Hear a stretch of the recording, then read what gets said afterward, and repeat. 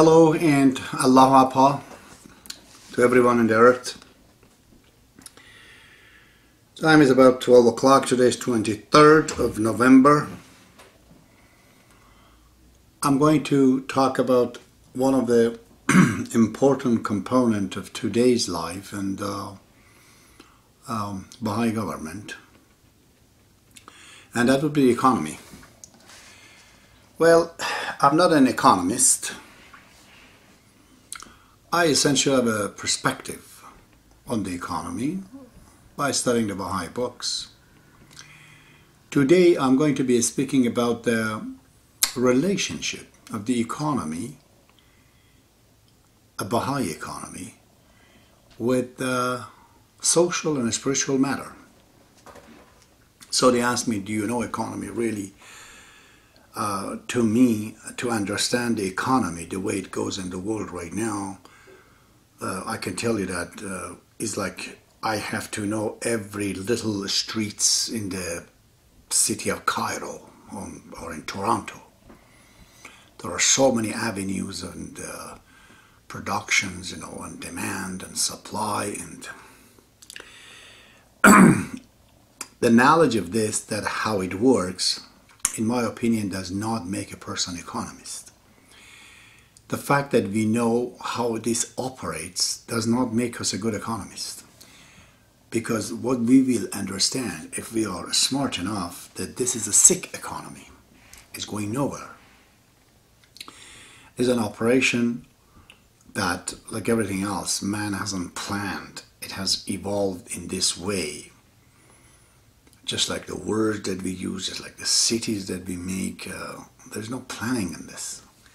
It has come about the way it is, and it's just keep crashing. And finally, it's not going to be in a stabilized system that sustain mankind throughout the ages. Impossible. Anyone who knows a little bit of anything, can vouch for this. So, but one of the biggest problems of the economists and social scientists today, that they do not understand the correlations between economy and social issues and spiritual. Many of them, they think these things have nothing to do together. They'll operate in their own ways, but actually it's not. Well, social issues, a lot of people, they know it has related. Even some people say it's psychological, people are afraid and fear and that. These things should not bring the economy up and down because people are afraid. Why is it that? It's because they're sick. Look at this fiasco that we're dealing in the last few years in the US. It was the bad mortgages. I don't know if you know it or not, that a lot of Americans, Lehman Brothers, Freddie Mac, Fannie Mae, these are huge mortgage companies. They give a lot of bad mortgages to people that they were not actually qualified to buy these houses. And some of them, they lost their jobs. Some of them, they were just beyond their means. And as a result, the smallest little thing that happened in the economy made these people unable to pay their mortgages. And the domino effect went on. And just like a virus into the system, it just went on to take over a lot of people, like AIG, Merrill Lynch, and everyone then went down to tubes. And the matter is still ongoing because this is not a recession. This is something else.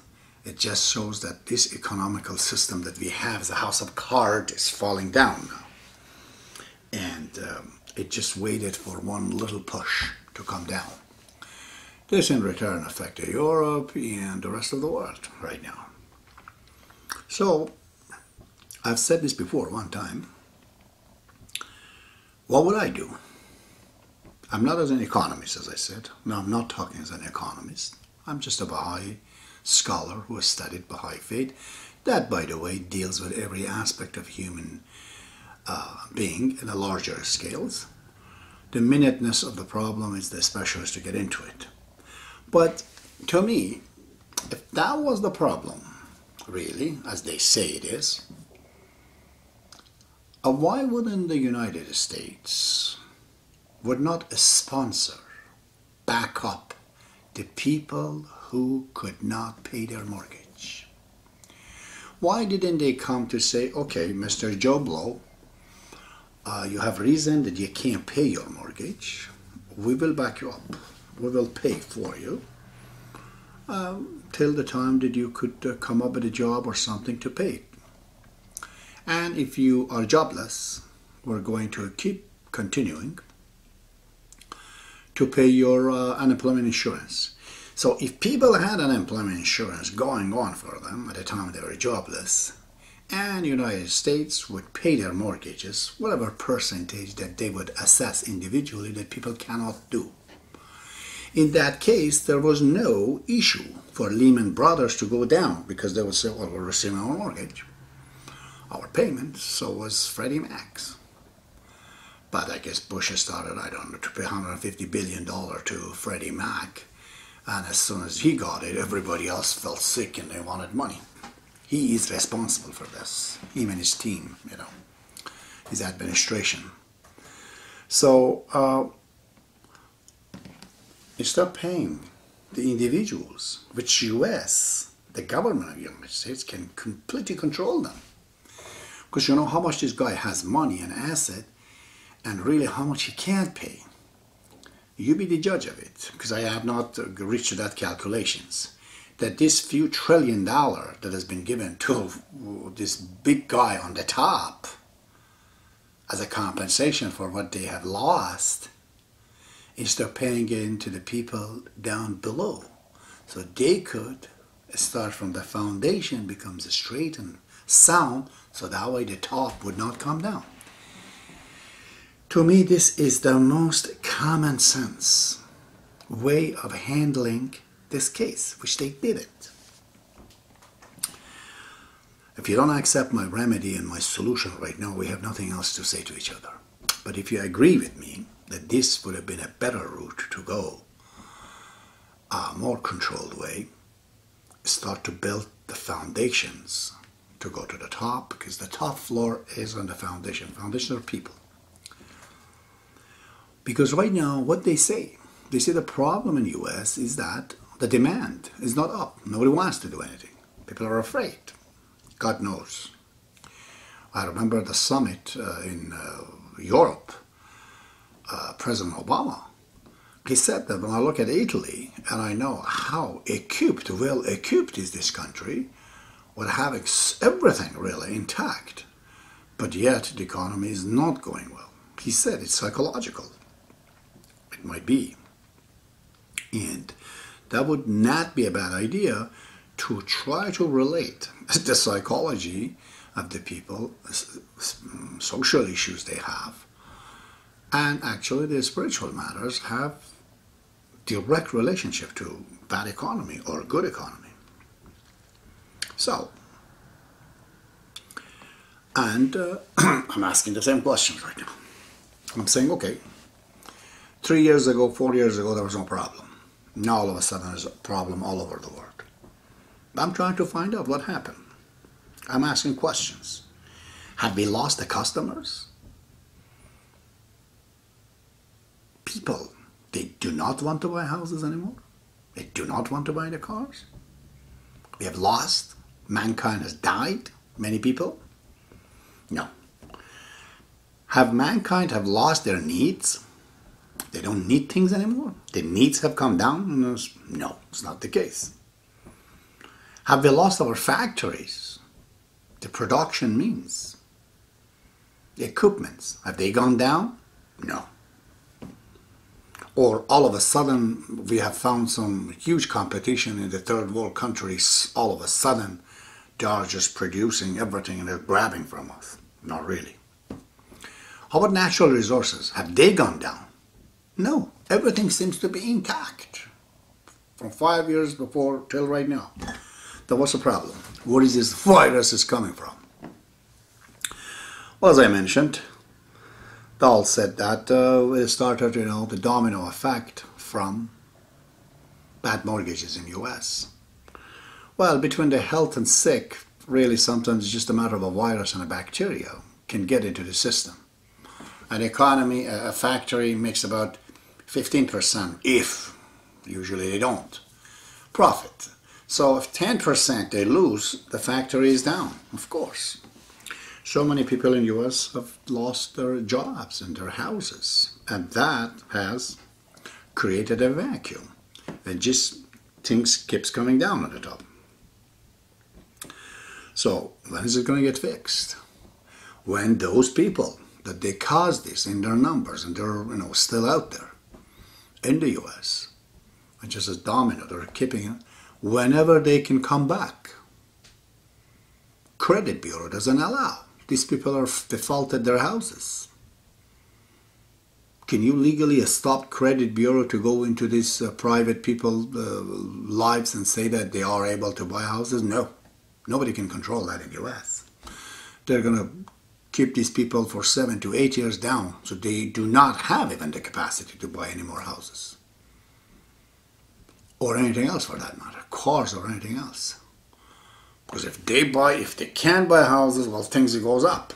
Those who've lost their houses, can they come back easily? No, there's no solution. System is more powerful than President of the United States. He cannot dictate something like that. Therefore, everybody's for himself. Total egotistic systems. There's no team. It's a mass. The mass is turning into a mess, you see. One guy I was hearing on the CBC, he said, I don't know, about 7, 8 years, yeah, that's about time that a person can recover from bankruptcy to come back. So he said, 2 years has passed, we need another 5 years to go. Wow. So I'm going to go all further, get away from this criticism of the situation that's happened, or even the solution that nobody accepts. Let's study the matter a little bit broader than this. Let's see that.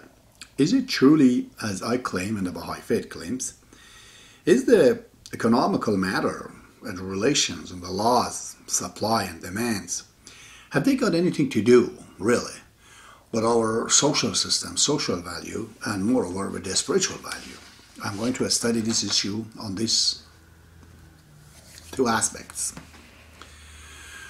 I don't know, once upon a time I was in India, was studying, we had a supplemental English book. There was maybe 1 page of an English book, English reading. It was talking about Aldous Huxley. That was very interesting at the time when I read that he was talking about mass and the team. That explains how the team can achieve a lot more than a mass. Mass is disorganized, goes everywhere. So, and that's a very, very good point. I got it even that day. Gosh, 30 years ago I read this. And I look at it right now. And I see that's exactly why China is winning. Becoming... Why? Because there's a team. It may not be in this team as a communist country, everybody happy. It doesn't matter. But overall, there's a team. Government can organize itself very easily and turn the pages around.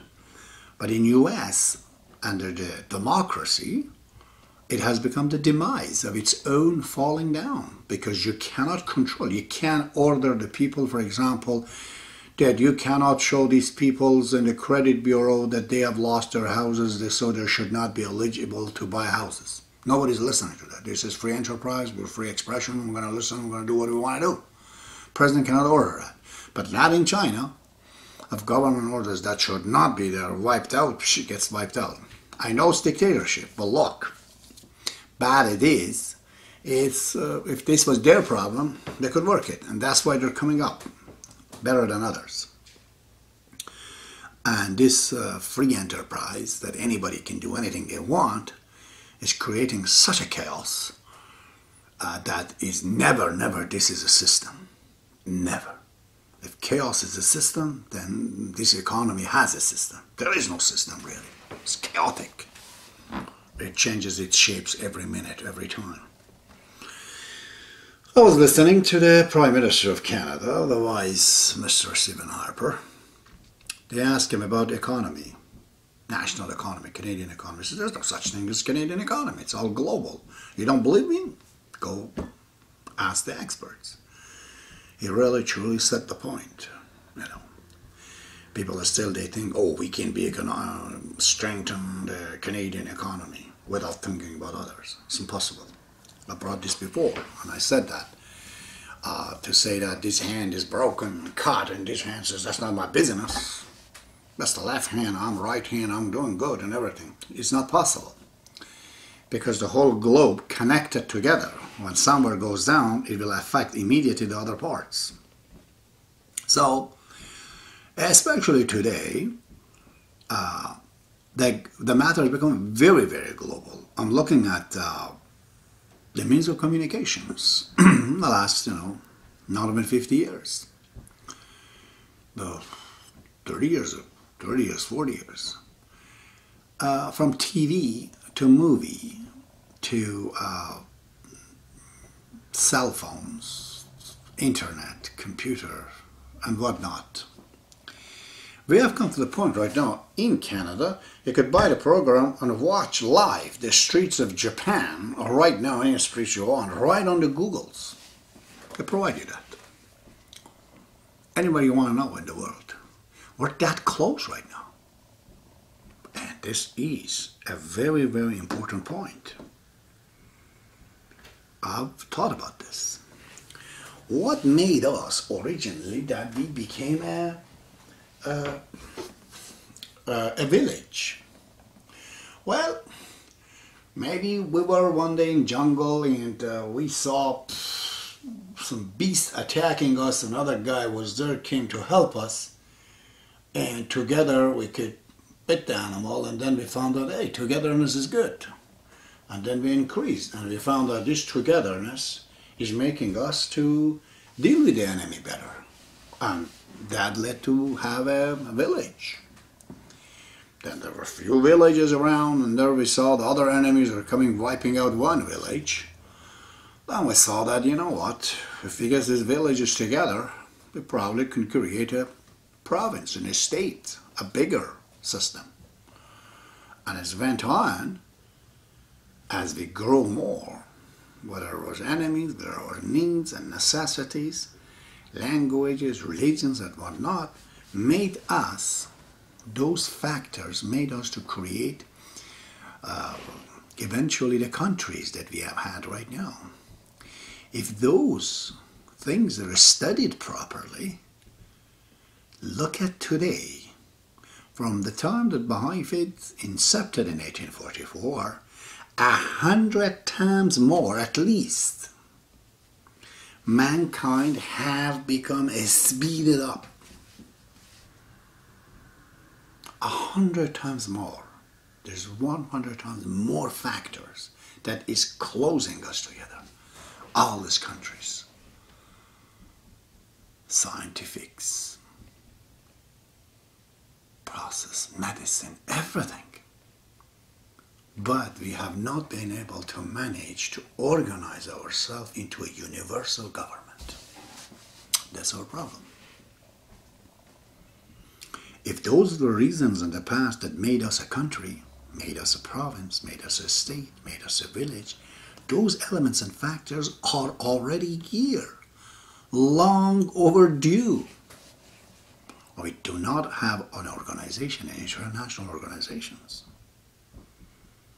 Man, I told you before, there is economy, material progress, and then social, and then spiritual. Mankind has developed so much gone into the material, reconstruction of nature in the form of a telephone, or this house, or TV, or satellite, or GPS, which are all the reconstruction of nature. So we have progressed materially. But our spiritual dimensions and social dimensions in the third world country, in Asia, in Africa, and South America, has not developed. Spiritually, nobody has developed. So we have developed like elephantitis. One leg is too big. We are handicapped. We're nervous. We're handicapped. We're going to go down. One side is getting too big, and the other side just totally killing the other side. Okay. So when you look at the economy right now, it has become so big, so close, that it is impossible to fit it in any national system. It is impossible. It is just like a child within the womb is dying. It has to be C-sectioned to save it. And there's no such things. We do not have an international government that can, guarantees everybody's money and rights and investment. There's no such things. This is what is dying. This economy is getting too big. It has to develop in another phase, but there's no social progress made to provide it so it can flourish. It's not working. Today everybody who knows a little bit about money in the West, I don't know so much of the East, they all know that it is impossible to create and produce everything in one country. In Canada, we cannot have coffee, we cannot have banana. A lot of fruits we cannot have here, a lot of products we can't have here because the mines are not here, the natural resources is not here. So either we should not have those things, or if we want to have it, well then we have to deal with the countries that they have them. We have to buy coffee from Colombia. We have to buy things from China, from Japan. If that is the case, we want to buy it from them. They have to be able to buy it from us. If I have to buy from them, they have to buy from us. If there's no exchange taking place, in other words, they're not capable of this relationship, the economy is no good. So what's the point to attack India or China or Colombia or any other countries? We need them. They're our customers. If they can't buy the cars that we make in the US because they're poor, well then we can't produce cars like this anymore. Okay? This is why it has become global. So, not only we should not talk bad about China or India and be worried about their wealth, but we should help them out. The dictatorial regimes and the systems that make these people poor, we'll have to go and fix it and help them out so they can become our partner in this exchange. If people of Egypt are so poor because of their bad economy, because of their dictators, they can't buy a car or anything from us that we have. We already can't buy anything from them because they don't buy from us. So there are a lot of things that we could have in a good economy as long as we sell them. In order to sell it, your partner, their buyers, has to be there. Buyers then has to have money. You want to have money, then the regime of the country has to be proper, which is all the social matters and the social issues. If they say man and woman is not equal in certain countries, how many products that we could sell to a woman that we can't right now? Just an example. So many thousands of other things that legitimately could be sold, but they don't buy it. So it is very important, if you look at it, then economy is directly related to the social issues. Any dictatorial system would not be able to buy. We cannot supply. How did US become US? Because it sold a lot of stuff to Japan, and Japan in return bought from them. So they created this flow of money from here to there and from there to here. So to say that, Chinese are getting our jobs, I don't know, or this or that, that's all stupid. It's all stupid, completely. Laziness. if they're totally wiped out tomorrow from the face of the earth, 1.2 billion Chinese, the whole economy of the world will collapse completely because this 1.2 million mouth. They want clothes, they want food, all kind of things. House, cars. We're good at it, to produce it. Things that they want in their technology, although they're right now right up because,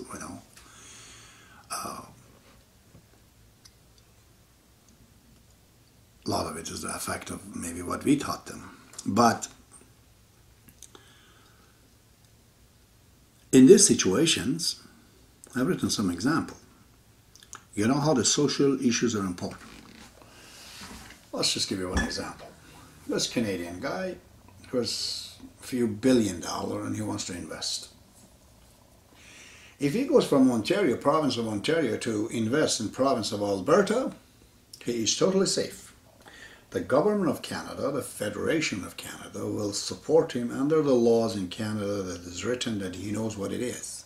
Nobody can cheat him, nobody can take his money, nobody can confiscate his wealth or anything else. Can he go do the same thing in Djibouti, in Iran?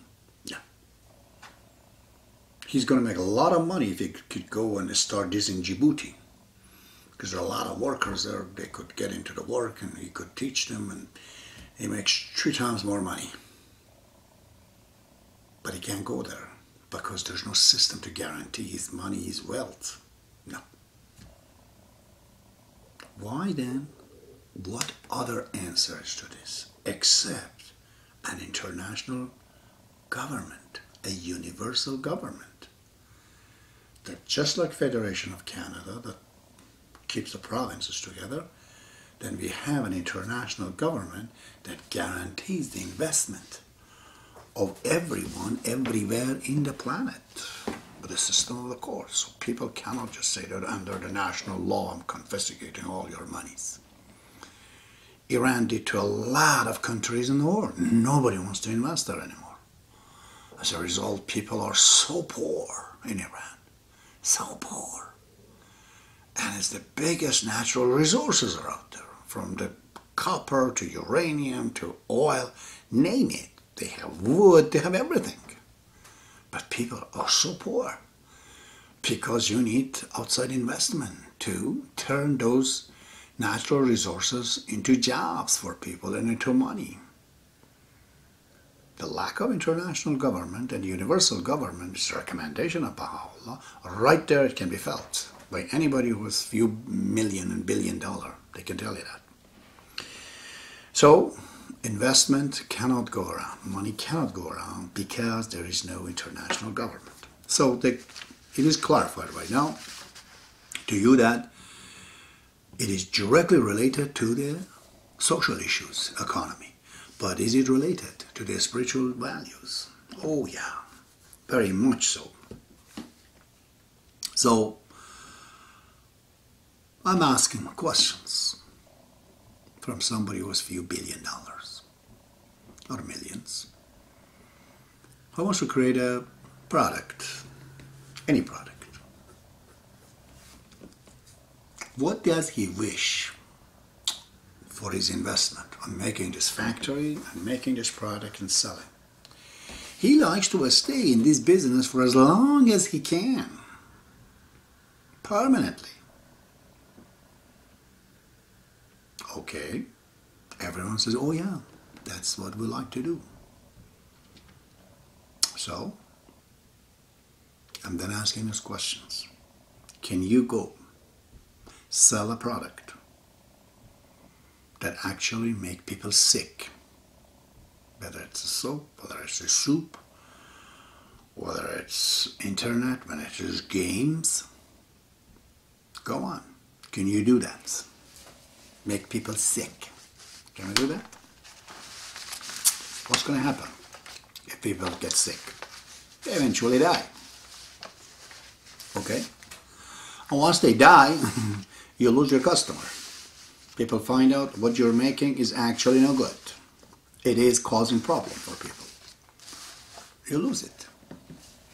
How long are you going to sell a hamburger that, create cholesterol, heavy-duty cholesterol in people's and they end up going get sick. Well, all the families and children are going to say, don't buy this. So, if that's the case, I'll refer to some of my notes here.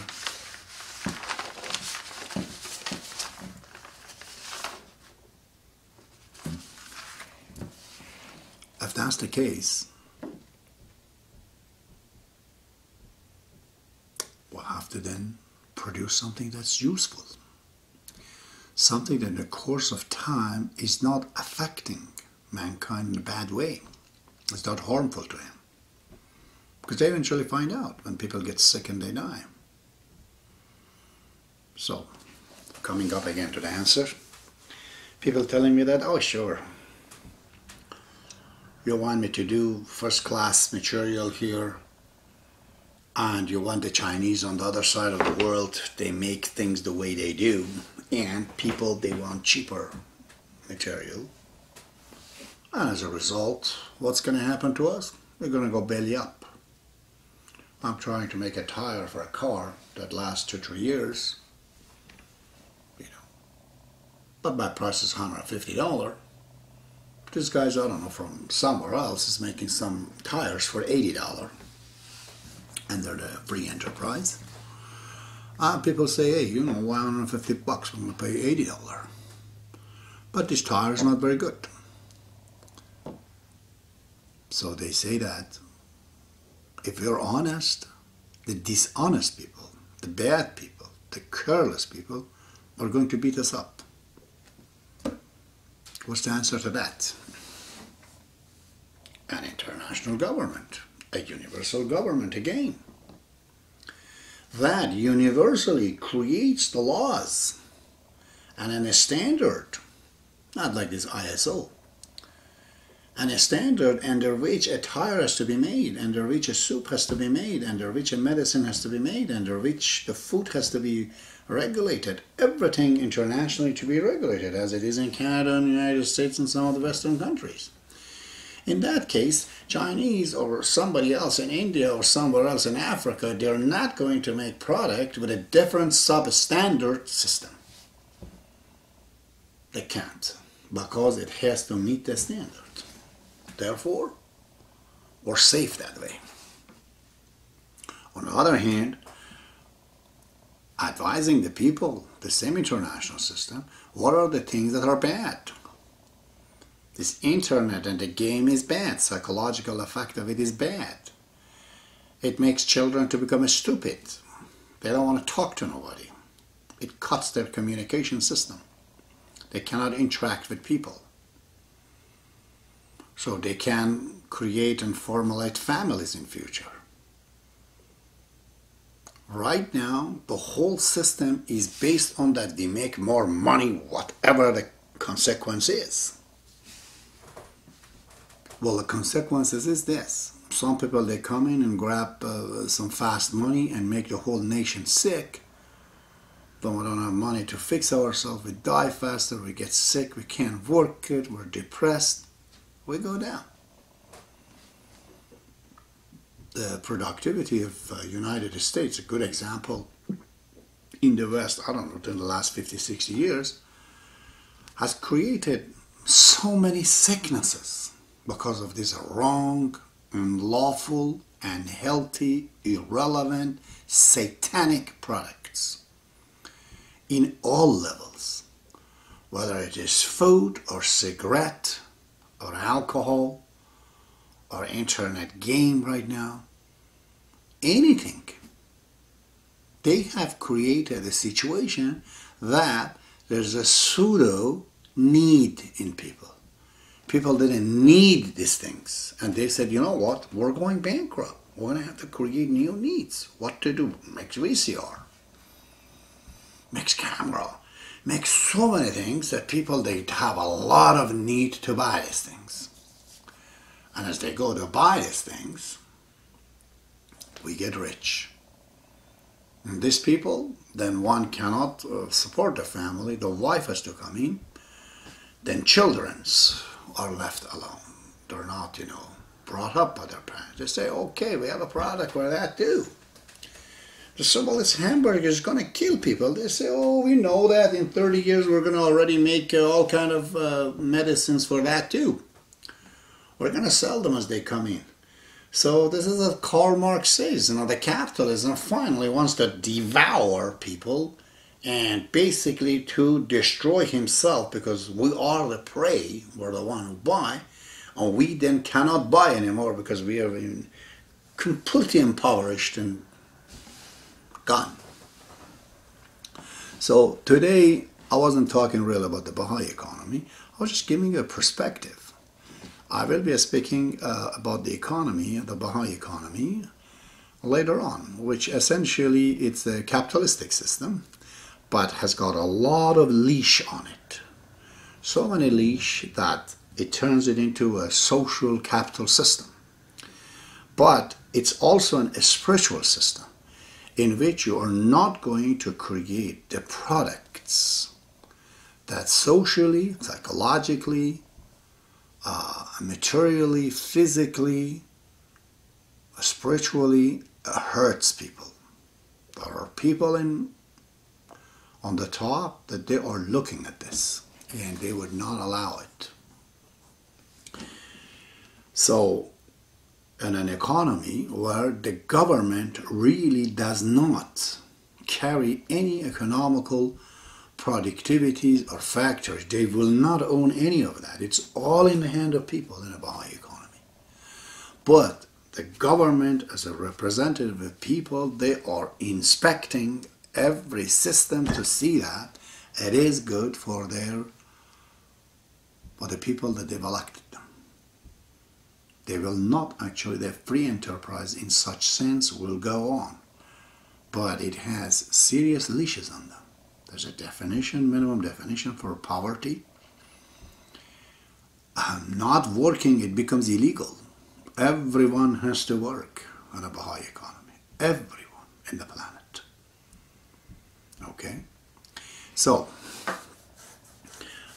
we will be talking, when I'm talking in the relationship of man to the universe, when I'm bringing the universal government, I will be talking about a global economy and the features of it that are in the Baha'i faith. For now, this was just some contemplations, giving you a perspective of what I think economy is today and what are the elements that it should have. Baha'u'llah be with you.